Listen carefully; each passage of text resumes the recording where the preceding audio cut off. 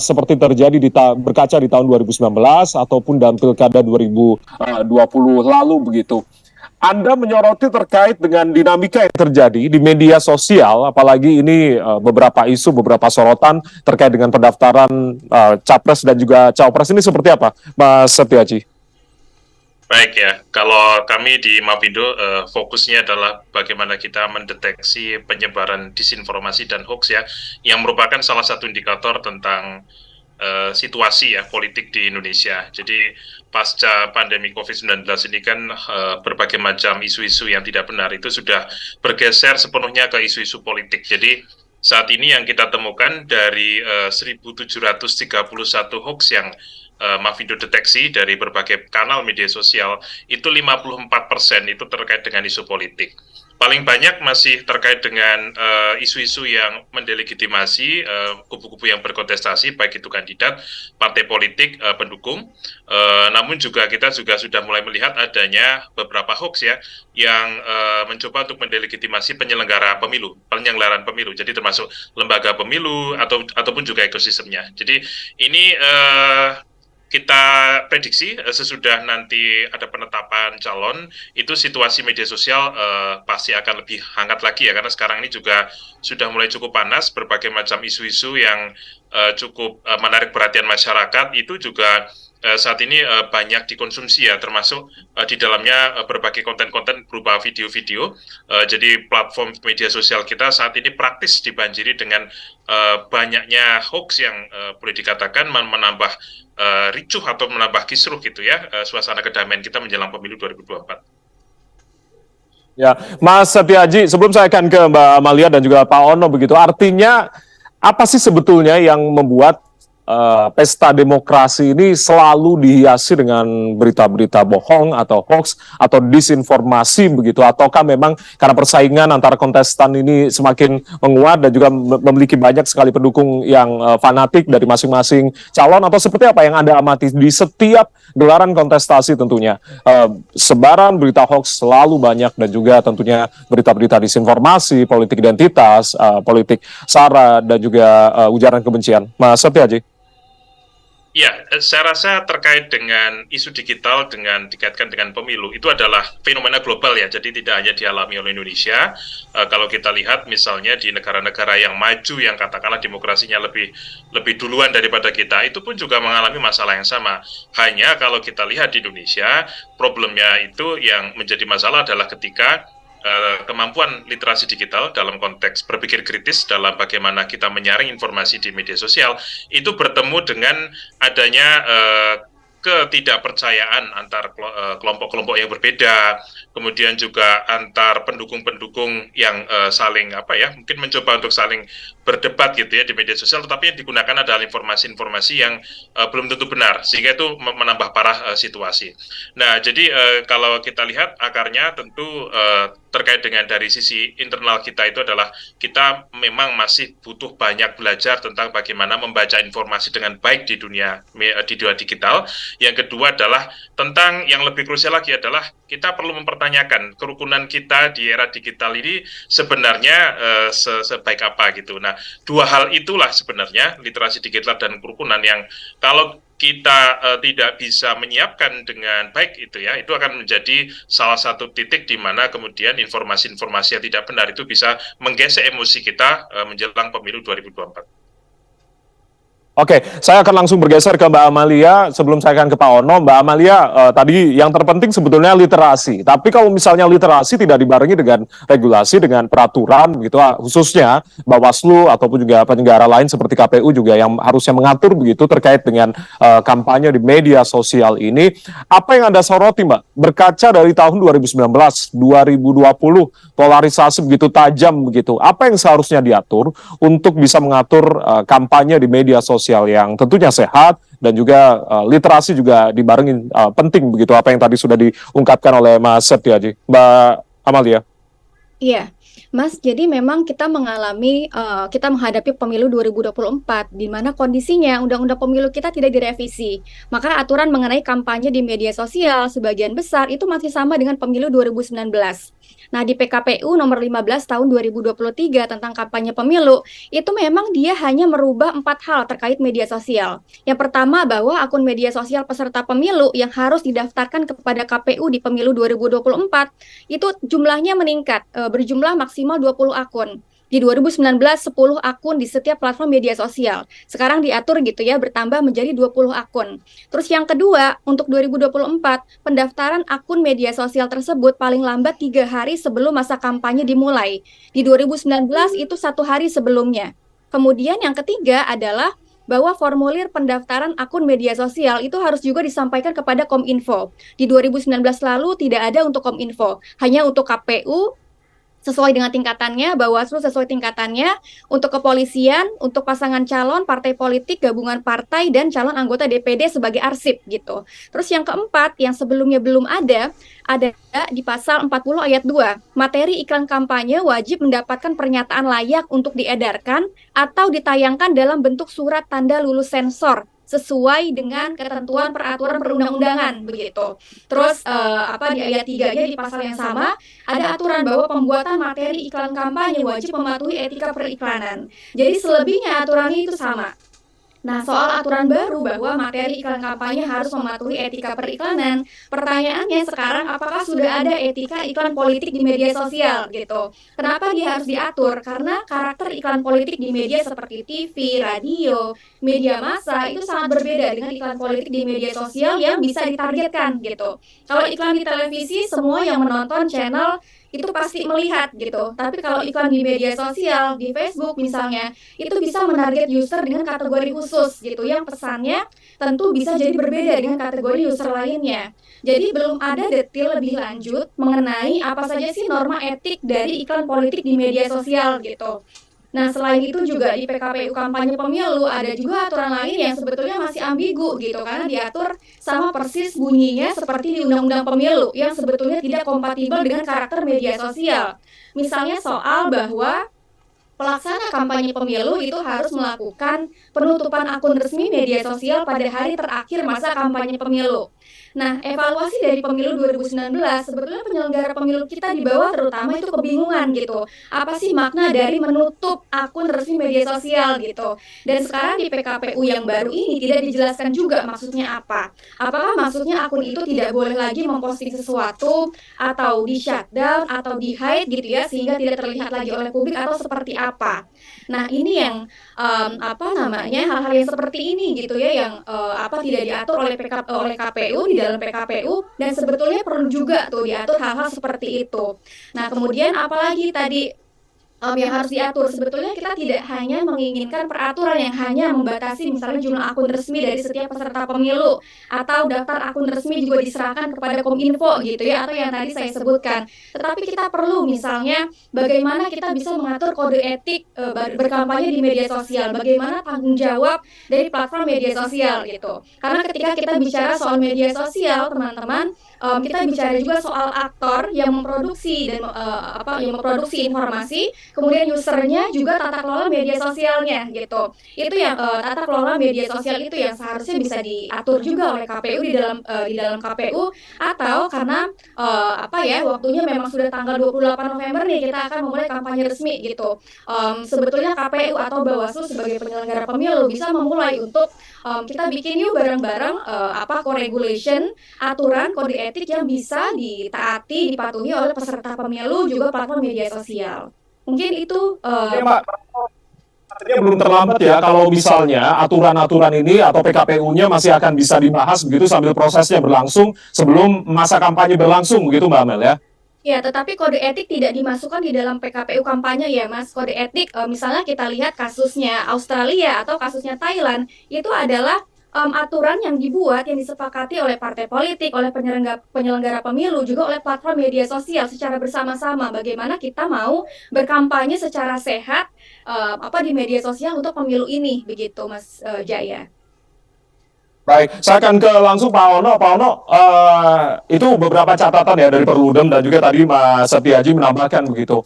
ini kan sambil prosesnya berjalan, tapi juga media sosial terus begitu banyak sekali serbuan berita hoax, lalu juga black campaign, ujaran kebencian begitu yang tadi Mas Setiaji katakan. Tapi juga seharusnya tadi Mbak Amalia mengatakan harus diatur juga kode etik, salah satunya yang berbicara terkait dengan aktor, lalu juga user dan juga tata kelola. Anda mencermati dari pemilu ke pemilu apa yang seharusnya begitu. Ini kan judulnya bijak bermedia sosial.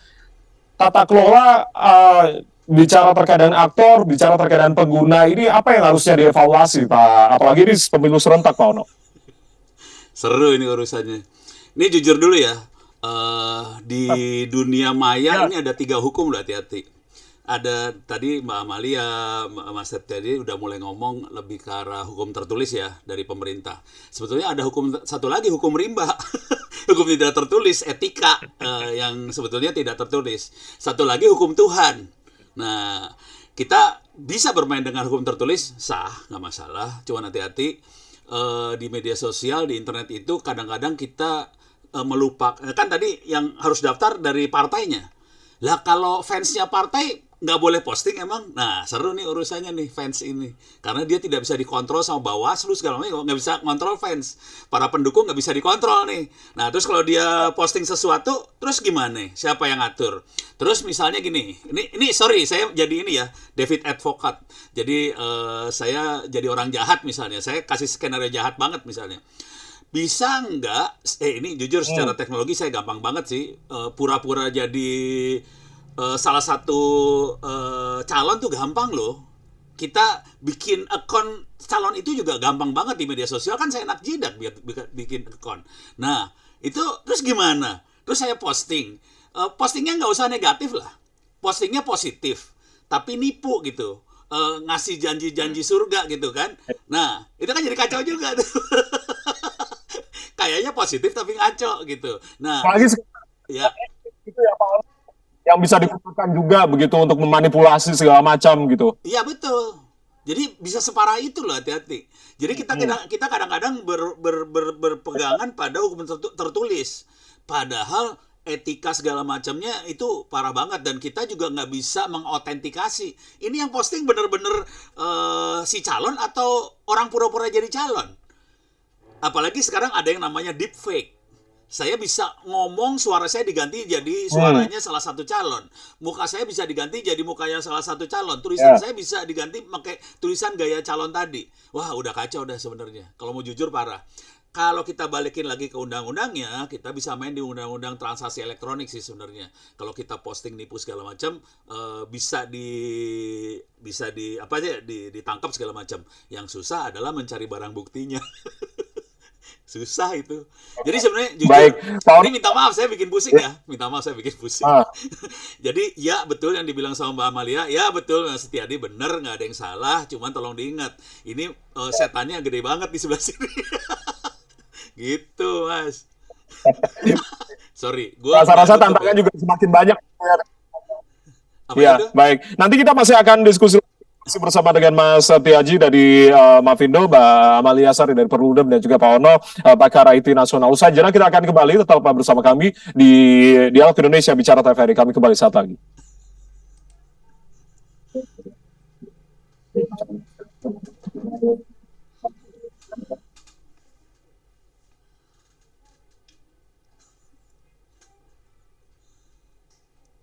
Devi, selamat malam. Assalamualaikum. Waalaikumsalam. Bisa dengar suara kita, Mbak Dev? Siap, bisa dengar. Sehat ya, Mbak Devi? Alhamdulillah super sehat. Alhamdulillah. Terakhir kita ketemu waktu di hotel apa itu ya? Waktu acara ini bikin program itu. Lama Waduh. banget. Mesti dijelasin hotelnya, jangan terpotong tuh, nanti bisa disinformasi tuh. Kita terakhir ketemu Iya, di hotel. lagi ada- Wah, ya. Mbak Dev ini biasa dari hotel ke hotel dia. Nah itu dia. Isi materi maksudnya. Ada Pak Ono, ada Mbak Amalia, Mas Setiaji. Ya ini udah ada dewa-dewi, sebenarnya nggak perlu ada saya lagi nih, udah dewa-dewa semua ini. Dan Dewi. Saya Kan sudah butuh Devi. Mbak Devi perlu. Iya. Oke, Pak Ono, mohon maaf Pak, untuk duduknya bisa agak munduran lagi Pak Ono, Iya biar ini, aduh, naiknya infrared. jauh jadinya. Ya oke, saya usahain, saya coba. Oke, siap siap, makasih Pak.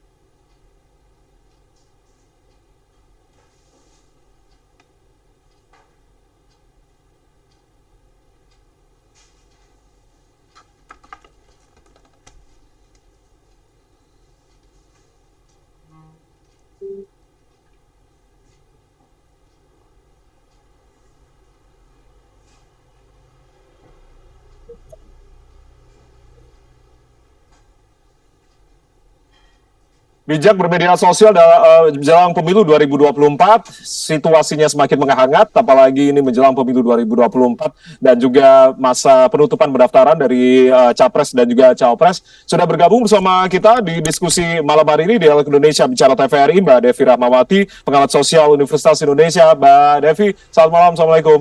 Waalaikumsalam, selamat malam Mas. Baik, salam sehat. Terima kasih sudah bergabung di malam hari ini. Mbak Dev, yang ingin saya tanyakan dari diskusi kita tadi di segmen awal sama Mas Setiaji, lalu juga Mbak Amalia dan juga Pak Ono.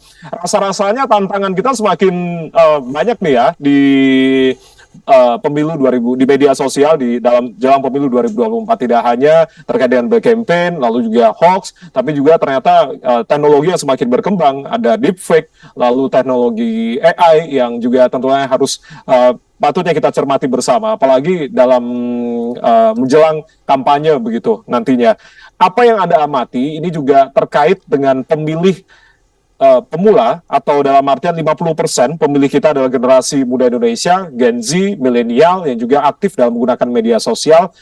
Bijak seperti apa yang harusnya diterapkan juga kepada rekan-rekan generasi muda ini, Mbak Dev?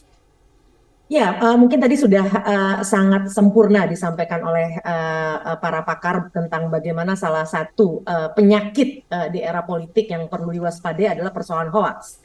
Tapi kita perlu tahu penelitian dari Oxford misalnya menunjukkan Indonesia nggak sendirian.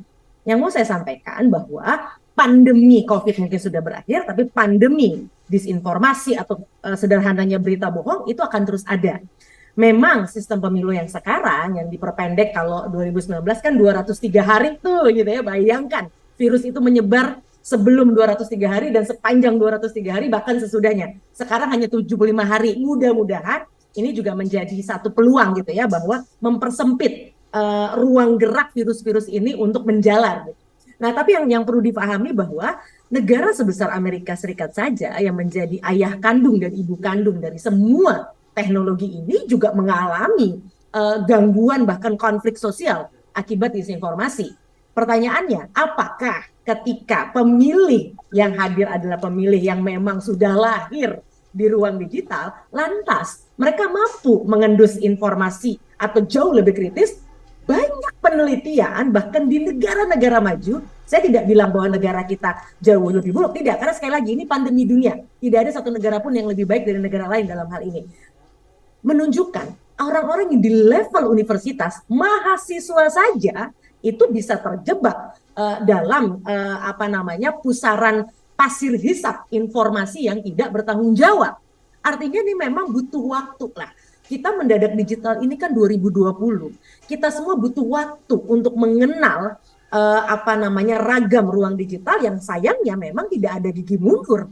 Sangat sulit untuk kembali ke masa lalu dengan harapan bahwa berbagai virus ini bisa kita cegah. Tapi ini yang perlu kita apresiasi. Di Barat kita nggak punya mungkin kawan-kawan seperti teman-teman Mavindo, Perludem, segala macam ya. Setahu saya jauh sebelum pemilu ini sudah aktif untuk memvaksinasi masyarakat terkait gimana sih caranya agar kita nggak mudah nih tergelincir informasi-informasi yang nanti akan merubah atau merusak keputusan demokrasi kita yang ujungnya tentu saja tidak ada manfaatnya bagi bangsa ini.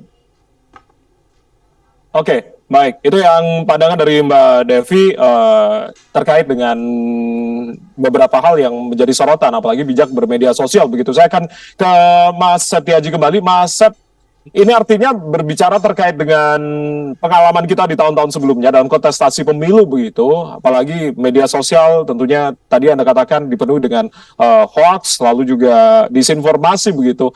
Apa yang seharusnya ditekankan oleh penyelenggara pemilu dalam hal ini yang mengawasi Bawaslu begitu untuk bisa meminimalisir adanya hoax dan juga disinformasi yang tentunya berkembang di media sosial begitu. Apakah benar ketegasan dari Bawaslu ini juga diperlukan untuk agarnya meminimalisir berita-berita bohong ataupun juga black campaign, Mas Setiaji? Iya, kalau kita bicara berita bohong itu kan ada dua segmen besar ya. Yang pertama adalah berita bohong terkait dengan kubu-kubu yang berkontestasi, yang kedua adalah terkait dengan penyelenggaraan pemilunya itu sendiri.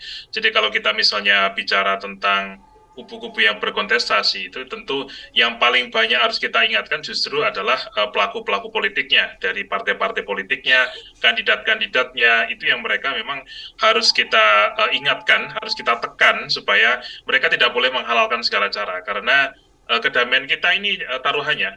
Kalau kita lihat misalnya di tahun 2019 demo besar yang terjadi pasca pengumuman pemilu itu kan juga terjadi karena adanya kekisruhan informasi yang membuat masyarakat kemudian bergerak merasa mereka berada dalam posisi yang benar padahal berdasarkan informasi yang salah. Nah, yang kedua adalah terkait dengan masalah penyelenggaraan pemilu. Nah, kuncinya sebenarnya adalah kalau kita tidak ingin terkena dengan badai informasi terkait dengan penyelenggaraan pemilu ya, maka kuncinya adalah bagaimana teman-teman penyelenggara pemilu seperti KPU, Bawaslu membangun trust. Trust itu nomor satu, karena dalam situasi trust yang tinggi gitu ya, hoax itu nggak akan laku. Nah, bagaimana membangun trust itu? Nah, tentu yang pertama adalah bagaimana KPU dan Bawaslu sebagai penyelenggara pemilu yang paling vital di Indonesia itu menunjukkan aspek-aspek yang dibutuhkan oleh masyarakat. Pertama tentu transparansi penyelenggaraan pemilu. Yang kedua adalah kalau tadi Mbak Devi bicara tentang vaksinasi hoax ya, ini juga perlu kita lakukan, yaitu adalah bagaimana kita bisa memberikan edukasi kepada masyarakat informasi yang mereka butuhkan, bukan hanya informasi yang ingin disampaikan oleh penyelenggara pemilu. Nah, jadi adanya gap-gap informasi inilah biasanya menjadi pemantik ya ketidakpercayaan publik gitu ya terhadap apapun yang terjadi. Nah, untuk itu maka kita perlu membangun trust yang baik.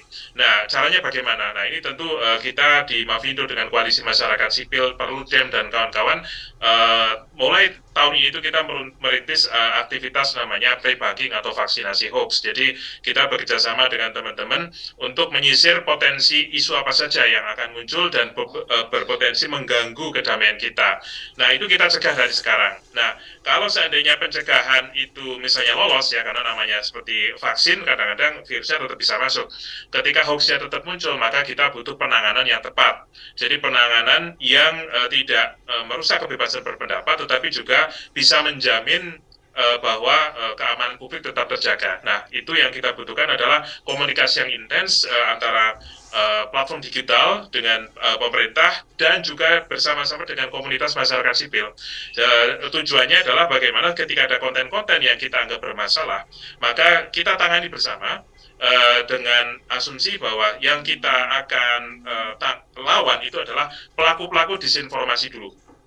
aktor-aktor yang selama ini mencoba memecah belah dengan motivasi ekonomi, motivasi mengadu domba, dan lain-lain. Itu yang menjadi prioritas pertama, karena saat ini kami melihat itu yang paling banyak membanjiri di media sosial kita. Nah, yang kedua adalah mengatasi kesalahpahaman. Jadi, perang misinformasi, orang-orang yang saling bertengkar dengan informasi yang keliru, ini kan tidak bisa ditangani seperti halnya aktor-aktor jahat tadi. Karena mereka sebenarnya niatnya adalah untuk berjuang gitu ya, sesuai dengan prinsip mereka, tetapi ternyata caranya salah. Ini pendekatannya tentu harus berbeda. Pendekatannya harus lebih persuasif. Pendekatannya kalau tadi Pak Ono bilang dengan ada hukum itu tidak hanya tertulis, tetapi juga mungkin ada hukum sosial, bahkan juga ada hukum Tuhan. Indonesia kan juga punya norma-norma itu semua. Nah, itu yang perlu kita gunakan. Jadi menghadapi pemilu itu tidak hanya kita menyampaikan bahwa di undang-undang kita punya aturan ini, tapi juga kita perlu pendekatan kultural, pendekatan berbasis masyarakat, tokoh-tokoh agama, tokoh-tokoh masyarakat perlu kita rangkul untuk ikut mengamankan situasi kondusivitas di media sosial. Oke, saya akan minta catatan dari Mbak Amalia terkait apa yang tadi sudah diungkapkan oleh Mas Setiaji, begitu sempat menyinggung terkait dengan membangun trust yang tinggi, transparansi, vaksinasi hoax, begitu tadi yang diungkapkan oleh Mas Setiaji, dan juga itu tadi membangun kedekatan dengan sejumlah pihak juga. Mbak Amalia. Ya, Mas, mungkin saya pertama mau ada beberapa temuan Perludem ya, Mas. Hasil analisis Perludem juga terhadap 420 hoax. Ini sebetulnya datanya banyak berasal dari Mavindo, dari turnbackhoax.id, tetapi juga ada beberapa temuan dari teman-teman Perludem di TikTok dan Snack Video. Nah, pertama, data itu menunjukkan kalau 83,13% itu merupakan hoax kontestasi Pilpres. Isunya tuh biasanya ada dukung-mendukung. Warga Sumatera mendukung calon A, warga Jakarta mendukung calon B, titah Gus Dur yang sudah meninggal mendukung calon C, Raja Salman mendukung calon yang lain dan lain-lain gitu. Terus cawapres yang diusung ini juga banyak sekali gitu. Isunya misalnya kemarin AHY jadi cawapres Ganjar, Anies jadi cawapres Prabowo dan lain-lain. Terus ada juga isu yang paling banyak kami temukan juga adalah soal baca pres dan baca wapres yang melakukan korupsi. Terus TNI Polri lagi-lagi gitu ya di tengah kontestasi yang pelik ini juga ditarik gitu di dalam hoax bahwa TNI Polri itu mendukung calon tertentu. Terus partai menarik dukungan dari pasangan calon A ke B, calon menyuap KPU, Bawaslu, KPK. Terus juga yang baru-baru ini juga ada isu hoax baca pres yang gagal mencalonkan diri karena ditolak KPU, dijegal KPK, atau dikabarkan tidak bisa mencalonkan karena terganjal usia maksimal 70 tahun gitu. Terus muncul juga hoax mengenai program kerja kandidat yang salah satunya tuh misalnya ada hoax kalau Prabowo menang akan dibuat program makan gratis gitu. Terus ada juga hoax seputar Pilpres itu yang sangat banyak. Di situ ada sentimen agama yang dimainkan, ada sentimen anti asing, ada anti Cina dan pribumi versus keturunan Cina, keturunan Belanda, dan juga keturunan Arab gitu. Nah, kami juga sudah menemukan banyak sekali hoax yang menyerang tadi, seperti yang Mas Zek bilang, menyerang proses pemilu dan penyelenggara pemilu. Ada hoax yang sering kita temukan adalah bahwa KPU diatur untuk menjegal calon tertentu, KPU sudah menentukan hasil pemilu sejak awal, KPU memanipulasi daftar pemilih, KPPS meninggal karena diracun.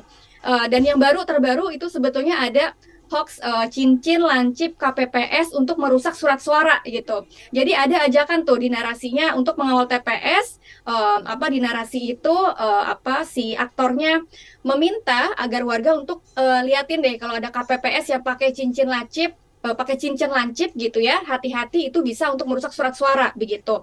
Nah, hal-hal yang seperti itu sebetulnya Mas sudah muncul juga di pemilu 2019 dan kita tahu ya rentetan runutan dari hoax-hoax yang tersebar selama tahapan pemilu itu ujungnya adalah ada demonstrasi besar-besaran di depan kantor Bawaslu gitu. Bahkan ketika KPU menetapkan hasil pemilu, ada hoax yang mengatakan bahwa KPU sengaja menetapkan hasil pemilu di tengah malam buta gitu, di pagi buta begitu. Jadi memang sebetulnya tadi Mas Jack juga bicara soal gap informasi. Nah, ketika sebetulnya literasi digital sendiri juga bukan sesuatu yang tidak cukup kita melakukan literasi digital saja, tetapi juga literasi pemilu. Karena ketika kita bicara gap informasi, kita lihat tren hoax-nya gitu. Memang biasanya yang diserang adalah informasi-informasi tahapan pemilu, proses pemilu yang banyak tidak dipahami atau diketahui oleh masyarakat banyak gitu. Misalnya kemarin kita ketemu tuh ada hoax yang mengatakan bahwa KPU punya kode 00 di dalam daftar pemilih yang memang itu ditujukan untuk memenangkan salah satu pasangan calon gitu. Nah kan tidak banyak masyarakat yang mengetahui kode 00 di dalam daftar pemilih itu artinya apa gitu. Padahal kode 00 sendiri itu adalah kode yang diberikan oleh Disduk Capil kepada DP4. DP4 itu adalah daftar penduduk potensial pemilihan gitu ya, yang ditujukan kepada warga yang dia nggak tahu nih pindahnya kemana gitu. Itu data 00 itu yang harusnya ditelusuri oleh Pantarlih untuk kemudian diproses ke dalam daftar pemilih gitu. Tetapi kan informasi yang seperti itu tidak banyak diketahui oleh masyarakat gitu ya. Jadi memang menutup gap-gap informasi. Tadi yang Mas Dik sampaikan juga, apa sebetulnya informasi yang disinformasi yang banyak beredar yang itu tidak banyak tersedia informasinya di dalam ekosistem informasi kita gitu. Jadi memang kepercayaan publik terhadap proses pemilu itu juga sangat ditentukan oleh informasi apa sih yang tersedia di dalam ekosistem informasi kita gitu. Jadi ketika masyarakat bisa lebih mudah mengakses informasi yang bohong, disinformasi, hoax segala macam, maka mereka akan lebih banyak mudah menemukan informasi-informasi yang salah itu gitu. Jadi memang harus mewarnai ekosistem informasi kita dengan informasi-informasi yang benar ya tadi disebut oleh teman-teman dengan pre-banking. Oke, tadi Anda juga merangkum begitu banyak sekali ya serbuan-serbuan terkait dengan berita-berita hoax, apalagi di media sosial, tidak hanya di media sosial yang sering kita gunakan, TikTok apalagi sekarang mewabah begitu dengan video-video, potongan video-video yang Anda sebutkan tadi topik-topiknya. Saya akan langsung ke Pak Ono. Pak Ono, artinya kalau berbicara secara jernih begitu ya, ini kan tadi Mbak Amalia mengatakan kita juga harus setidaknya ketika kita fanatik ke salah satu peserta pemilu begitu, ini kan juga harusnya terlalu berbahaya ketika fanatikme itu ditujukan kepada satu peserta pemilu gitu atau pilpres begitu. Nah, harusnya kita juga terbuka, meriset dengan informasi-informasi, membandingkan juga. Nah, upaya apa yang harusnya kita lakukan sebagai masyarakat dalam kontestasi pemilu dengan banyaknya arus sumber hoax dan juga ujaran kebencian yang tadi disebutkan Mbak Amalia begitu. Cara untuk bisa berpikir jernih, ini yang benar-benar terjadi atau ini yang dikategorikan sebagai hoax, disinformasi, dengan cara meriset, seperti apa yang harusnya kita lakukan sebagai masyarakat biasa atau warganet juga, Pak Ono? Dari sisi masyarakatnya dulu ya, nanti saya akan coba bahas dari sisi teknologi, terutama dari Kominfo. Tapi dari sisi masyarakat sebenarnya sederhana banget sih. Intinya kita harus bisa autentikasi ini yang posting siapa, apakah dia benar atau enggak. Terus jangan langsung bereaksi yang negatif apa segala macam lah. Cek-recek dulu lah, kira-kira kayak gitu ya. Jadi harus kalem, cek-recek. Itu yang pertama dari sisi masyarakat. Terus, nah yang seru, yang belum terbahas di sini adalah gini nih, teman-teman Kominfo itu punya mesin keren banget sih. Mesinnya bukan buat hoax sih sebenarnya, mesinnya buat blokir situs porno, buat judi dan sebagainya. Cuman kalau algoritmanya kita rubah sedikit, dia bisa dipakai untuk mendeteksi hoax-hoax tadi. Gitu ya. Jadi kita rubah sedikit parameternya, dia bisa mendeteksi segala macam. Kalau itu dilakukan sama manusia, mungkin lebih susah gitu. Nah, Kominfo punya mesin yang keren banget, yang gede, mesinnya gede banget, dan kita bisa deteksi itu semua. Dan kita bisa sebetulnya dari sisi Kominfo bisa tune in sampai bisa dapat pelakunya sebenarnya kalau mau. Nah, dengan kondisi seperti itu, Kominfo bisa bekerja sama dengan Bawaslu, dengan aparat segala macam untuk sampai menangkap pelakunya. Dan ini kalau bisa diekspos sih, supaya kapok orang-orang buat melakukan hoax dan sebagainya gitu. Dan ini bisa jadi barang bukti sih sebenarnya. Itu dari sisi Kominfonya ya. Nah, dengan seperti ini mudah-mudahan itu bisa menambah trust yang tadi yang Pak Mas Setia disebutkan untuk supaya Bawaslu bisa dipercaya segala macam. Jadi Kominfo punya kemampuan sih sebenarnya. Cuman tinggal Kominfonya mau nggak dicun supaya bisa mendukung teman-teman KPU, Bawaslu dan sebagainya. Kira-kira dua ini yang penting dilakukan. Jadi dari sisi Kominfo bantu KPU dan sebagainya, dari sisi masyarakat supaya tidak tertipu dengan hal-hal hoax dan sebagainya tadi. Jadi keep cool lah. Baik. Oke, Pak Ono, Mbak Devi, Mbak Amalia, dan juga Mas Setiaji, kita akan ikuti dinamika terkait dengan Pilpres 2024 begitu. Kita akan menuju ke topik lain terlebih dahulu sebelum kita akan lanjutkan diskusi. Ini terkait dengan deklarasi Partai Solidaritas Indonesia atau PSI yang mendukung pasangan Prabowo Gibran. Kita akan ikuti perkembangannya berikut ini.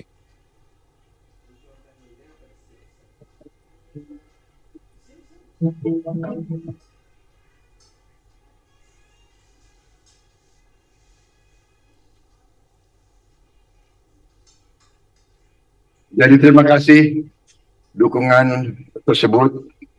Kita semua sebagai anak bangsa memiliki tugas dan tanggung jawab untuk menentukan masa depan bangsa Indonesia. Saya berkeyakinan setelah saya bergabung dengan Pak Joko Widodo, setelah saya bekerja di bawah kepemimpinan beliau, setelah saya lihat dari dekat keputusan-keputusan beliau, pemikiran-pemikiran beliau, kebijakan-kebijakan beliau, saya merasa pilihan saya untuk bergabung tidak salah dan adalah keputusan yang tepat.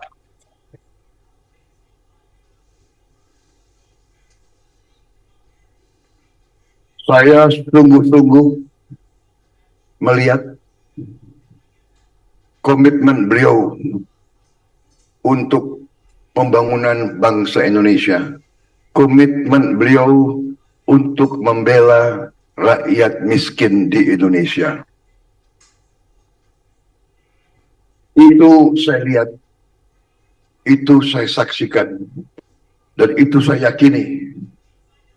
Dan saya melihat banyak strategi, banyak arah yang paling strategik adalah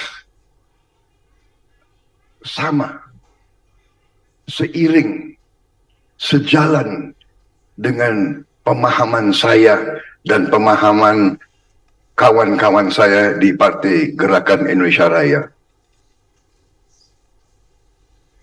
Dan saya yakin sama dengan sahabat-sahabat kita yang berada di Koalisi Indonesia Maju.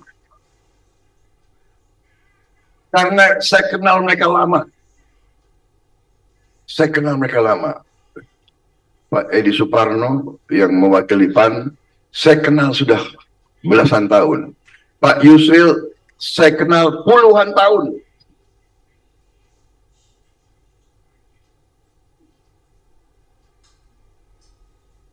Pak Ustadz Anies Mata, saya kenal juga lama sekali. Semua saya kenal. Agus Jabu, saya kenal semua. Ya, semua di barisan ini saya kenal cukup lama. Dan saya tahu concern mereka juga demikian. Ingin Indonesia menjadi negara yang maju, yang makmur, yang rakyatnya semuanya hidup berkecukupan. Tidak ada yang melarat, tidak ada yang miskin, tidak ada yang susah pekerjaan, tidak ada yang kelaparan, tidak ada kurang gizi. Itu cita-cita kita semua, saudara-saudara sekalian. Dan saya lihat arah kebijakan Pak Jokowi itu benar adanya. Saya tidak bisa berpolitik tidak sesuai dengan hati nurani saya.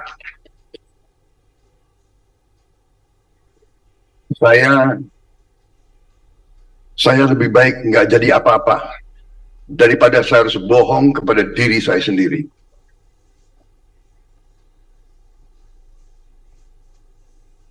Saya percaya bahwa landasan yang telah beliau bangun selama ini, landasan yang benar, landasan yang solid, dan saya sangat optimis setelah saya mempelajari semua data, semua fakta, semua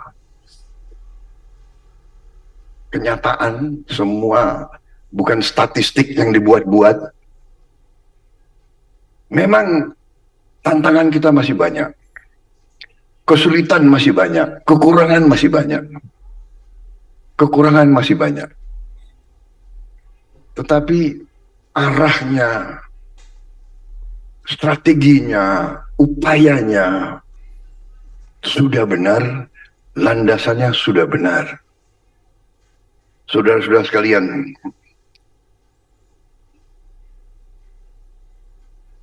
karena itulah saya sangat optimis. Karena itulah saya masih mau maju. Saya masih mau minta mandat dari rakyat. Dan saya sangat berterima kasih dengan dukungan tokoh-tokoh pejuang-pejuang seperti ini.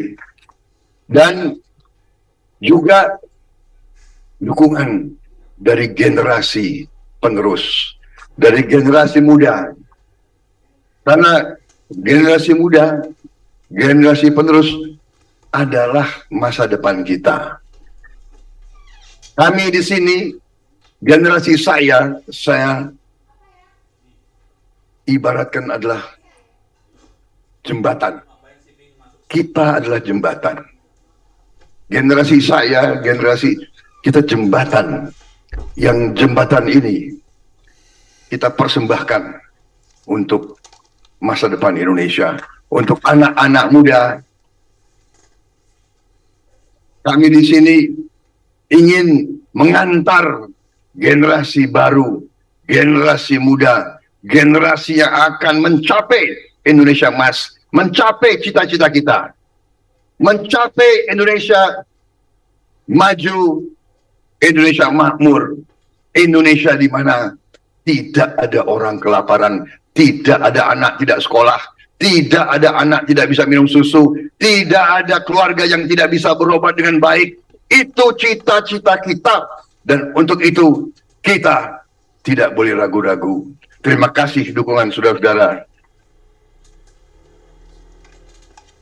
Kita berada di jalan yang benar. Kita paham dan kita mengerti. Dan kita, terima kasih, kita akan maju dengan selalu sopan dan santun. Kita akan maju dengan gembira. Kita akan maju tidak dengan menghardik, tidak dengan menfitnah, tidak dengan menjelek-jelekkan, tidak dengan mencari-cari kelemahan, karena kita semua banyak kelemahan, saudara-saudara.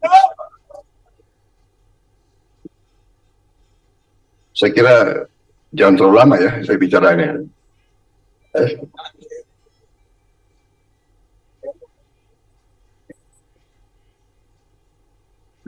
Nggak ada kopi.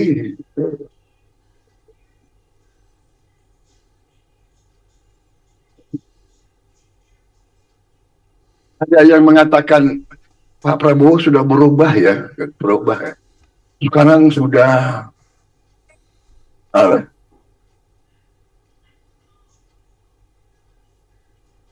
sekarang sudah banyak bercandanya, sudah nggak galak lagi kayak dulu.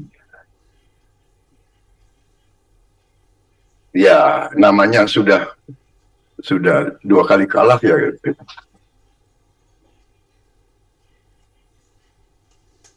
Jadi, saudara-saudara, benar ini benar ya.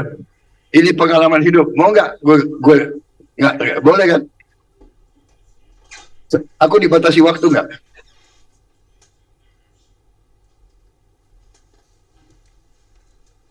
Ini sekpri saya ini selalu itu ngatur-ngatur. Pak, Bapak pidato jangan terlalu lama, Pak. Gila, yang capres gue. Lagi siaran, lagi live di TVRI. Apa dapat topi keren? Ya udah, pakai sana buat kamu. Untuk aku. Makasih. Kamu, ini angkatan laut. Oke. Jadi, saudara-saudara, Ya, bawa kata. iya ada yang bilang saya sudah berubah. Karena apa? Karena begini, kita harus mengalami cobaan. Kadang-kadang kekalahan adalah pelajaran yang bagus. Dan kadang-kadang terlalu banyak keberhasilan, ya kan, juga kurang begitu baik. Membuat orang kadang-kadang ya istilah bahasa Jawanya ya, bukan saya bisa bahasa Jawa, tapi kemelinti katanya.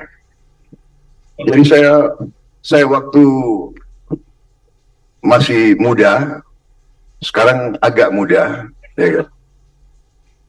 Iya, emang lo bilang gue tua. Enak aja lo.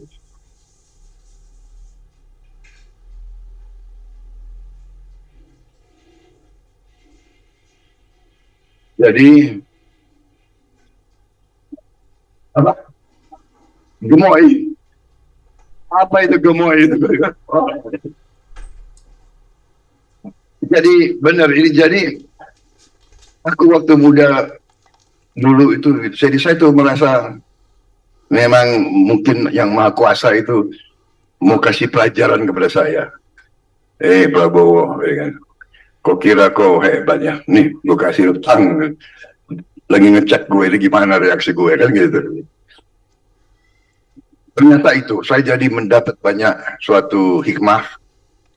Tapi pada prinsipnya, saya tidak menyerah.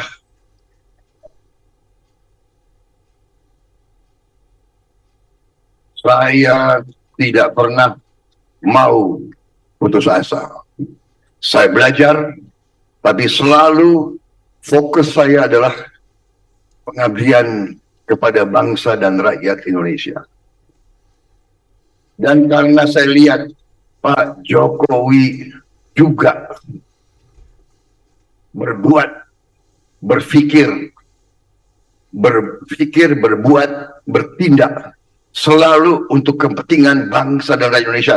Karena itu saya tidak ragu-ragu, saya bangga, saya tim Joko Widodo, saya tidak ragu-ragu.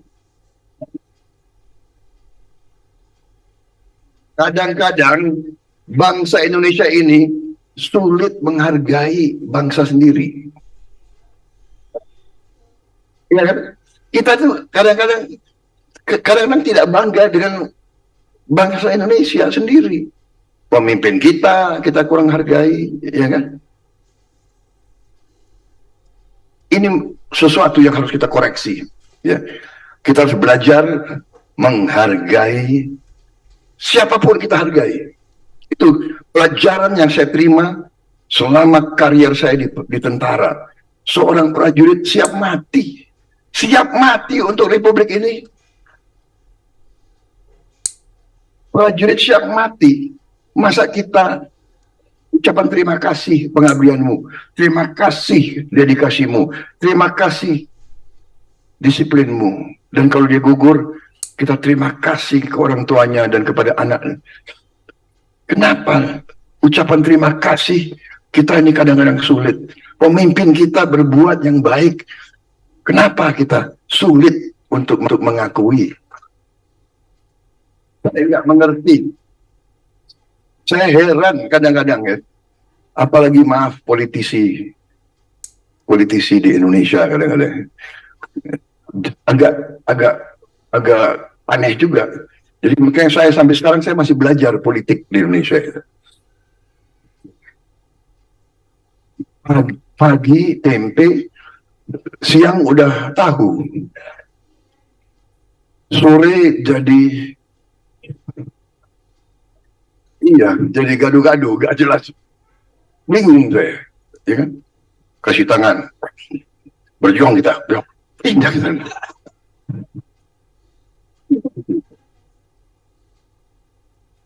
Ya.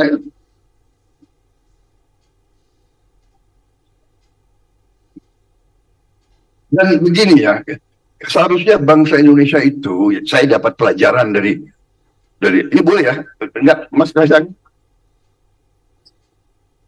Sebelum saya dilempar sepatu, saya nggak keluar dari sini. Jadi begitu, ada guru, ada orang tua, ada mentor, ada pemimpin yang besarkan kita, ya kan? Beri kesempatan kepada kita, yang memberi pangkat, beri jabatan, beri kebaikan, ya kan? Kalau kita di tentara, ya kan? Bintang, kita tuh saya kira manusia yang waras, yang biasa, yang punya harga diri. Kita kan selalu hormat sama guru kita. Kita hormat sebagai mentor kita. Kita hormat terhadap pemimpin-pemimpin kita yang berjasa kepada kita, yang membantu kita. Saya tidak bisa lupa itu, semua komandan saya, tidak lupa saya. Walaupun saya sudah menyalip dia, saya sudah jadi jenderal, bekas komandan saya masih kolonel, saya tetap hormat, saya tetap tunduk, saya tetap sayang, saya mengabdi kepada dia. Tapi mungkin zaman sekarang nilai-nilai berubah ya. Saya ada yang berpendapat bahwa yang penting aku bisa, boleh saya tidak hormati mentor saya, boleh saya tidak balas budi guru saya, boleh saya tidak berterima kasih kepada orang yang membesarkan karier saya. Ada sekarang sifat-sifat seperti itu. Ada. Saya juga lihat orang yang dibesarkan oleh Pak Jokowi, orang yang dibina, orang dikasih kesempatan, ujungnya menjelek-jelekan mentornya, pemimpinnya. Saya tidak mengerti. Saya tidak paham. Terus terang saja, saya tidak paham. Tapi okelah, kita tidak seperti itu. Kita tidak seperti itu dan tidak akan seperti itu. Dan kita serahkan semua kepada rakyat Indonesia. Silahkan pilih pemimpin yang kau kendaki. Apakah kau akan memilih pemimpin-pemimpin yang ikhlas, yang jujur, yang ingin mengabdi kepada bangsa dan negara, atau yang lain? Itu hak rakyat kita sepenuhnya. Saya sekarang bersama dengan Mas Gibran, ya. Anak muda, ya. Ada yang mengatakan dinasti,